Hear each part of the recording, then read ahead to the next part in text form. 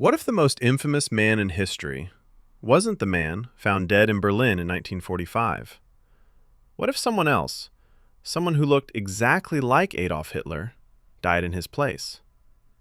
Tonight, we explore one of World War II's darkest and least understood mysteries, the alleged double of Adolf Hitler, the man known only as Gustav Wähler, a man who appears in a handful of photographs, then vanishes from history. Führer, Führer, wo ist dein Herz?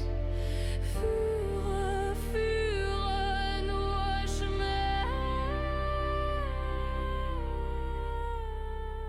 On May 2nd, 1945, Soviet forces storm Berlin.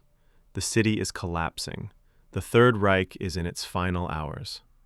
Artillery fire shakes the ground. Smoke chokes the bunker entrances. But among the chaos, a discovery is made.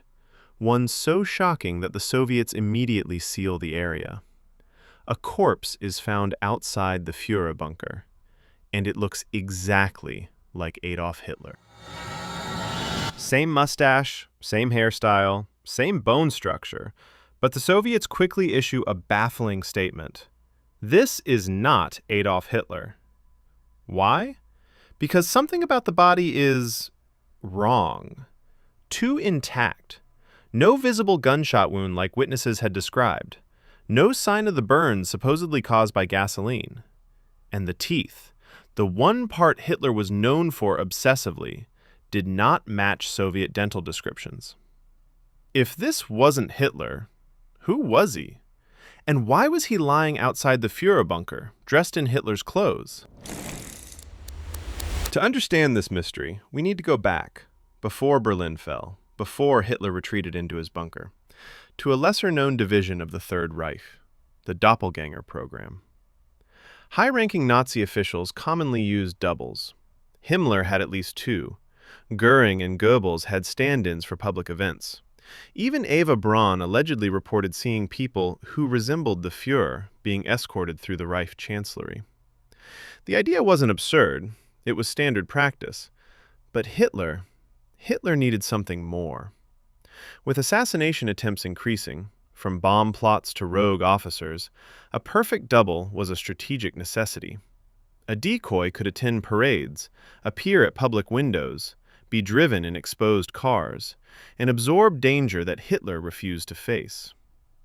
But the existence of one double stands above all others. A man identified in a few obscure files as Gustav Wähler, a man who appeared in one chilling Soviet photograph and was never heard from again.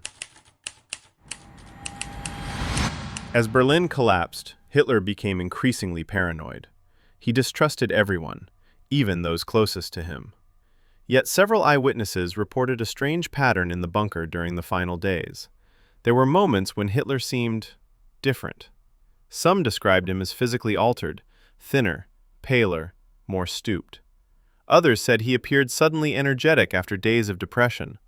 Guards whispered, "Another man is taking his place for brief moments." One SS officer later recounted that in April 1945, a man was rushed into the bunker under heavy guard. That man, he said, was uncannily similar to the Führer. He was never seen leaving. 2 weeks later, a duplicate corpse appeared outside. Was this man brought in to protect Hitler, or brought in to die? The Soviets brought the corpse they found to their makeshift forensic lab. They expected clarity. Instead, they got contradictions and confusion. First, there was no gunshot wound in the location Hitler supposedly shot himself. Second, Hitler's body was described in witness accounts as being burned severely, almost to ash. But this body was barely burned at all. Third, the corpse's height appeared slightly shorter than Hitler's known measurements. And then, there were the teeth. Hitler was obsessed with his dental work. He had a distinctive pattern of bridges, crowns, and fillings. His dentist and dental technician both survived the war and later provided exact reconstructions. But the corpse found by the Soviets? The teeth did not match. Not even close. This was the moment the Soviets realized they were not holding Adolf Hitler, they were holding someone else, someone made to look like him. What happened next is one of the most important and least understood decisions in Cold War history. Stalin publicly announced, "We are not certain Hitler is dead." And in private, he told his top generals, "Hitler escaped. Find him." But Stalin knew something we didn't. He had two bodies, one believed to be a double, and another, badly burned, missing the entire lower jaw. So why lie to the world? Because admitting a double was found would raise a terrifying possibility. If one man died in Hitler's place, where was the real Hitler? Stalin used the confusion to fuel distrust between the Allies. If the Western powers thought Hitler escaped, they'd turn suspicion on each other and weaken their post-war unity.